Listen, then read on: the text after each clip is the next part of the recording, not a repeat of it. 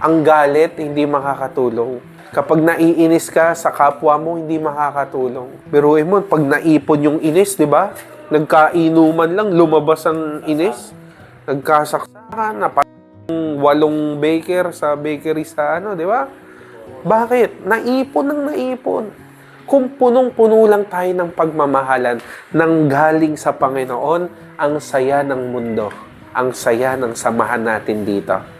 Kaya tandaan mo, yung katabi mo, binabago unti-unti ni Lord.